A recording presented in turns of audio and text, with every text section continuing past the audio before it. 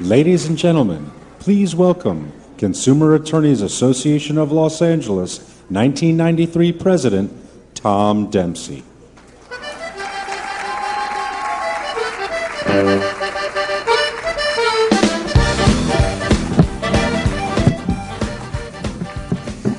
Good evening.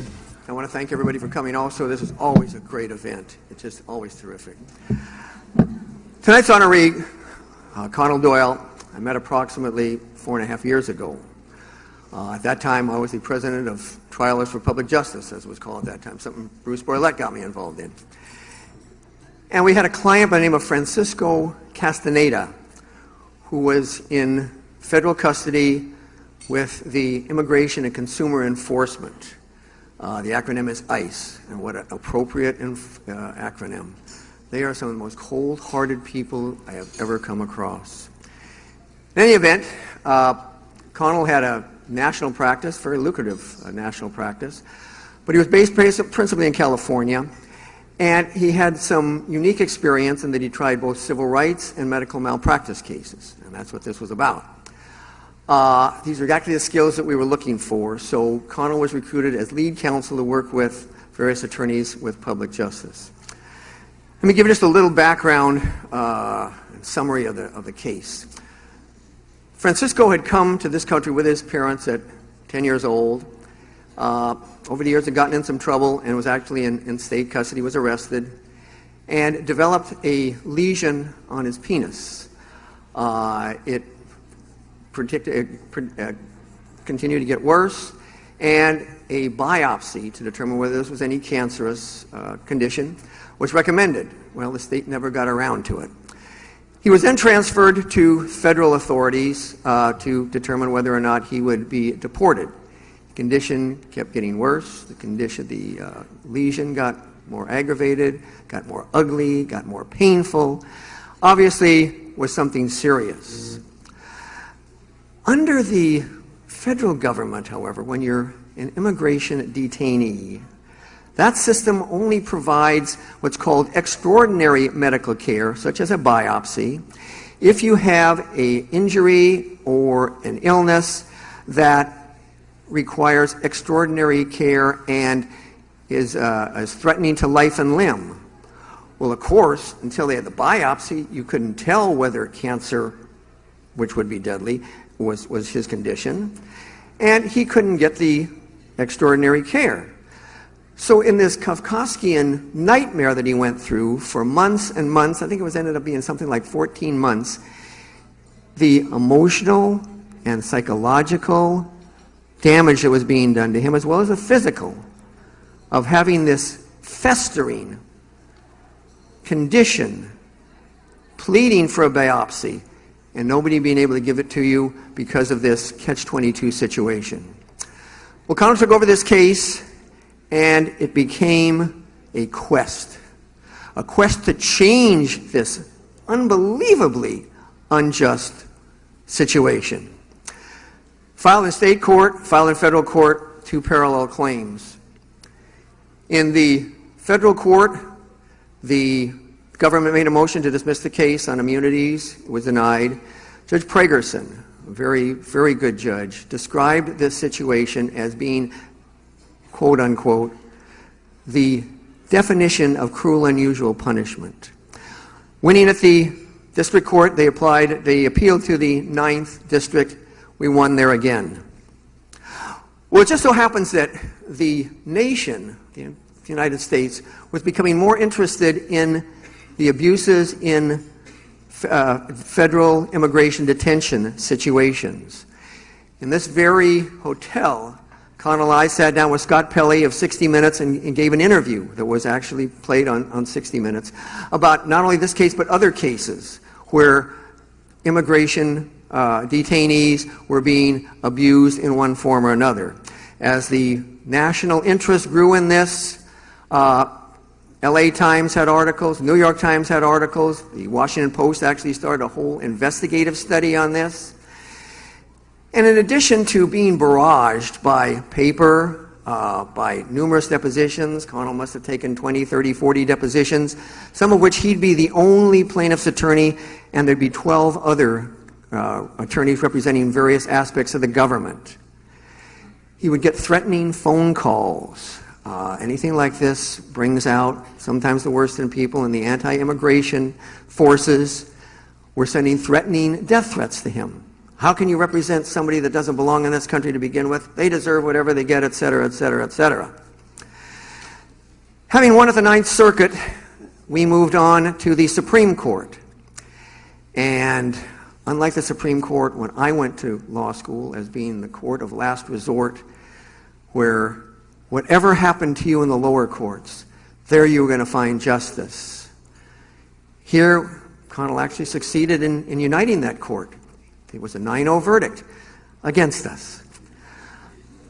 Unbelievable, but that's the way it was. Now, many attorneys at that point would have packed up their tent and said, you know what, I'm dropping this case, I'm going to take a settlement for whatever I can get, I'm out of here. Not Conal Doyle. He doggedly kept at this, deposition after deposition, building evidence, until finally November 2010, went to trial in the case, on the state case. And going into the case, before the Supreme Court decision, the offer had been from the state about $100,000. After the Supreme Court decision, apparently it was emboldened the state attorneys, and they dropped it to $10,000. So going into trial, he had a $10,000 offer.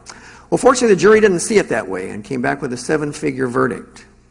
Shortly after that, the government got cold feet, the United States, and they settled for a 7-figure verdict. But that wasn't the point. The point was the government changed that policy. Immigration detainees now have the right to medical care. The quest was fulfilled.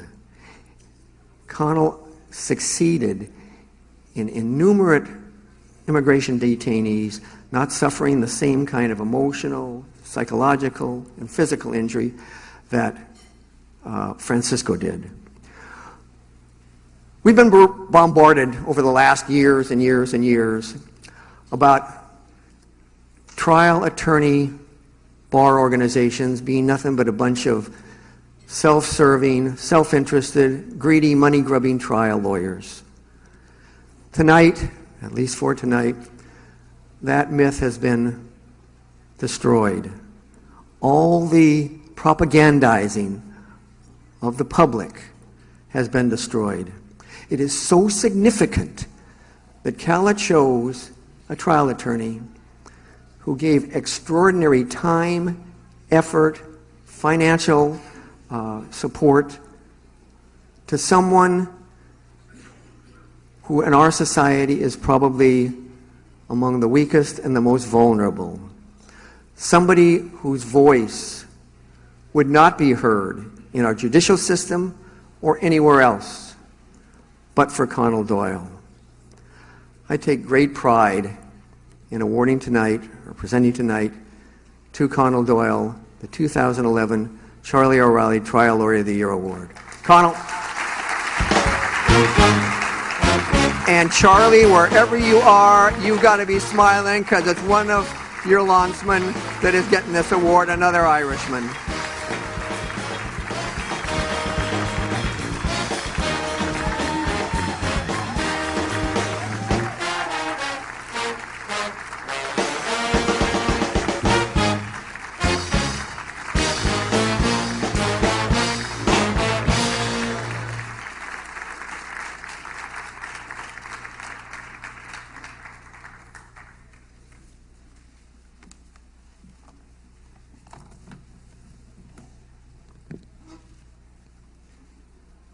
Tom, thank you very much for those kind words.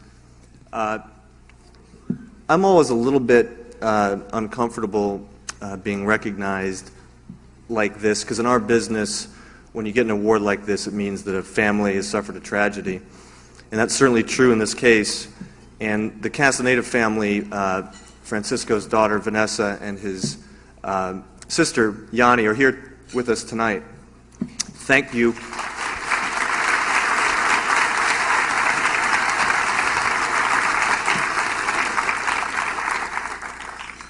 Yanni and Vanessa, thank you for allowing me to enjoy this award tonight. And tonight is a special night because there's no higher praise than being recognized by your peers. And this award in particular is undoubtedly one of the highest honors any trial lawyer can receive. But we're here tonight to recognize and celebrate the great power and responsibility that we all have to effect change through the courts. And the courts really are the great equalizer. I think they are the last frontier, the one place where money and politics can't buy justice. And for me, the Castaneda cases epitomize the power of the courts and the daily struggles that we all go through to bring justice to our clients. But before I talk about the cases, some well-deserved acknowledgments are in order. First, I'd like to thank the CAALA Board of Directors. I know that many of you didn't know me very well, and some not at all, when you voted on this award this past October. And because of that, this award means even more to me.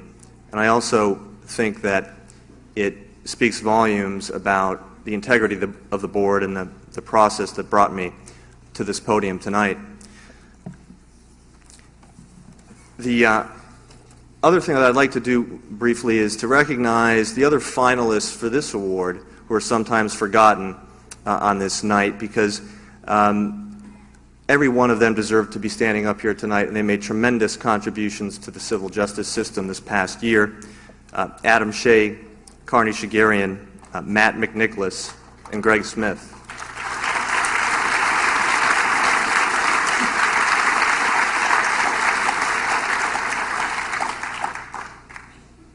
The quest that we undertook, as Tom described it, was not accomplished alone. And although this is a night to celebrate CAALA, I would be remiss if I didn't recognize another organization that is at the forefront for the fight for justice. And that organization is Public Justice.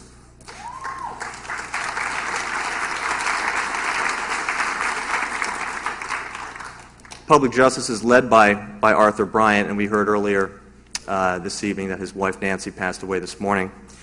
And when the going got tough in this case, it was all hands on deck, with many contributions from the organization. Amy Radon did fantastic work on this case.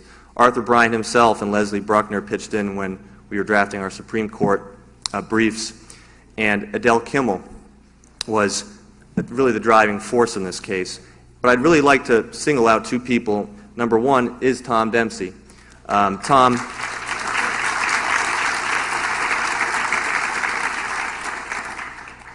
thank you for selflessly donating your time to this case and for coming up with just the right theme or analogy just when we needed it.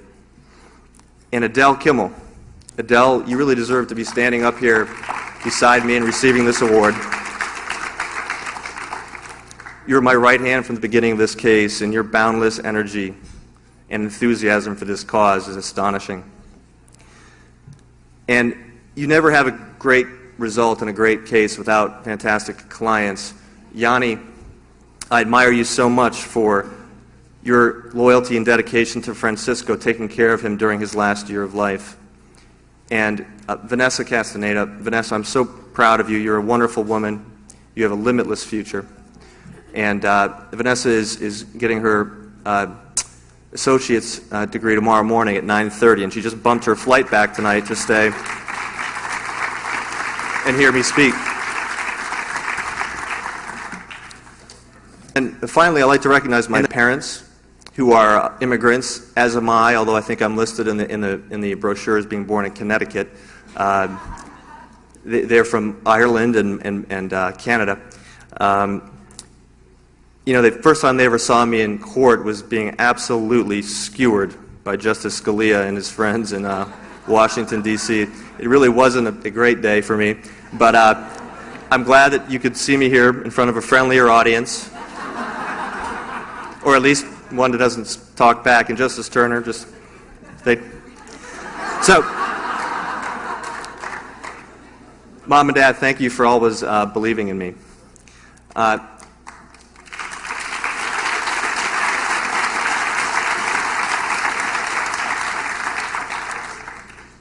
In some ways, the Castaneda cases illustrate both the best and the worst in our system.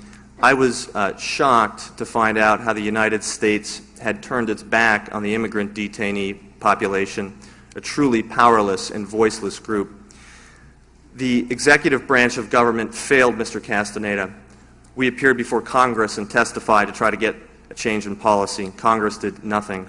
The Supreme Court turned us away. But the trial courts provided the family justice when no one else would. And we sought to convince the Los Angeles jury that you judge the degree of civilization in a society by entering its prisons.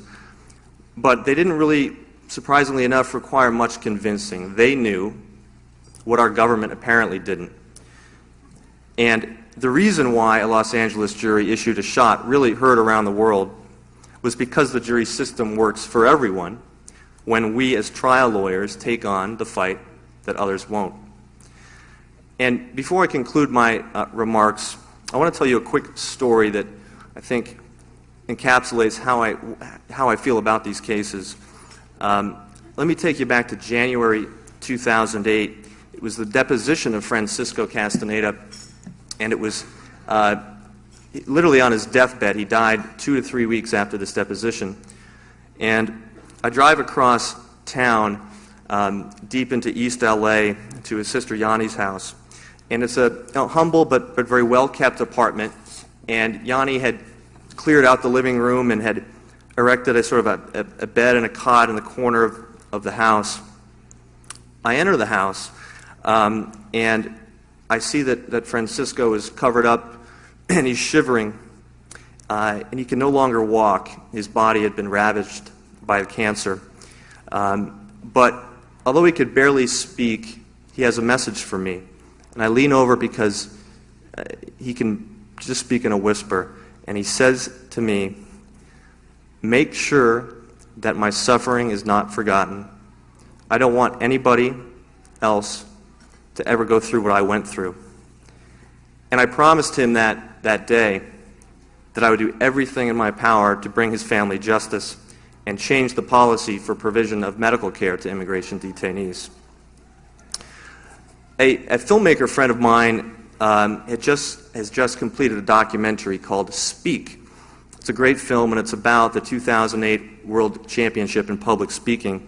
And I was recently at the film screening, and the woman who won it, LaShonda Rundles, suffered from a terminal illness. And she said, "We aren't half afraid of dying as we are that no one will remember that we were ever here." And that was Francisco's fear on his deathbed. And LaShonda talked about passing from life into death. And she said, "Our words are like seeds that we can sow on this side to make our lives immortal." And that is the gift that we give our clients. We ensure that their tragedies are not forgotten and honor their suffering with safer products, better medicine, and equal rights for all of us. The jury verdict in this case fulfilled my promise to Francisco, and so do nights like this. Thank you so much for honoring his memory. And tonight certainly is a highlight of my career because of the incredible lawyers that have preceded me at this podium. And to give you an idea of the incredible power of persuasion of last year's winner, Ricardo convinced me, against my Irish better judgment, not to drink anything before the speech tonight. And I do plan to catch up to you all in the next couple of hours, so please, and I promise to be a little bit less somber and serious, so come and join us for a drink and celebrate Francisco's memory. Thank you.